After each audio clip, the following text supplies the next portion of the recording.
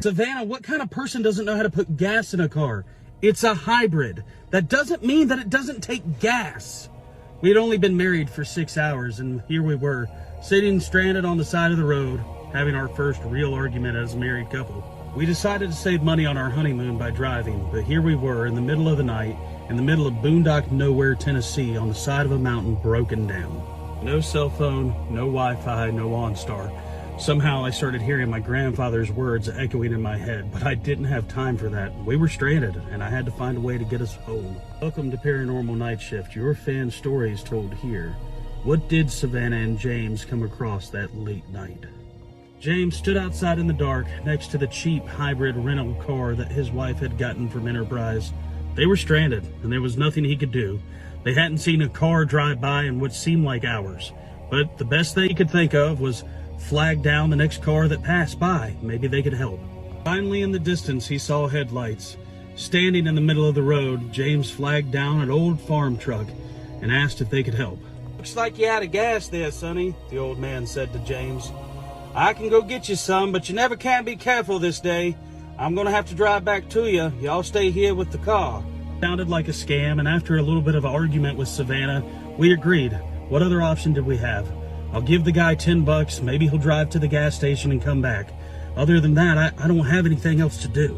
As the old man took off, his headlights lit something up in the distance in the woods. Something large. Whatever it was had been watching us this whole time, it felt like. And it kept getting closer and closer now that the truck had left. What is that?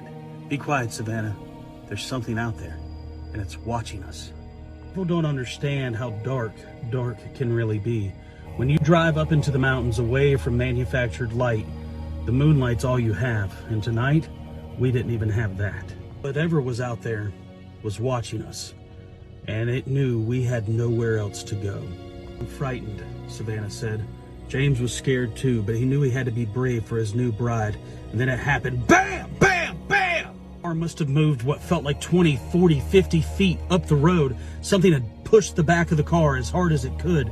Bam! Bam! Bam! Now the side of the car was shaking. Whoever had been watching us is now trying to get inside, pounding on the roof and the side of the doors. It's so large, it's not moving, but it's moving the whole vehicle. It was now on top of the car. I could hear its claws hitting the metal, the weight of the beast causing the windows to break and shatter. Anna screamed in fright, but what else was James supposed to do? We were sitting ducks. This thing was huge, and it was on top of the car, just trying to get in. Suddenly, lights started coming down from the top of the mountain, and whatever light it was, it started illuminating this creature.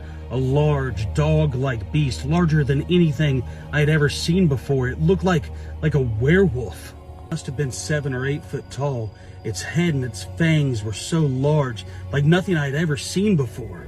At the headlights coming down in the distance, and then looked straight at me and ran off. It was the old man. We decided it was best that we rode with him. The car was destroyed. We rode with him up to the cabin and stayed the night. None of us slept at all. The next morning I had to call an insurance adjuster to come look at the car. I knew nobody was going to believe our story until we saw the car. Next morning in daylight with the insurance adjuster, we went down to where the car was, and it was destroyed. Gashes all throughout the metal. The windshield was broken. All the glass was scattered across the highway. It looked like something had hit the car. We've all heard stories of werewolves and dogmen, but I always thought they were just stories until that night. If you believe in the paranormal and things that go bump in the night, then you've found the right place. Welcome to Paranormal Nightshift, your fan stories told here. People are often skeptical of stories like this, but there's so many. And it only takes one. It only takes one for the stories all to have a little bit of truth. In the case of cryptids, how do you deny the existence of something when there's so much left unknown?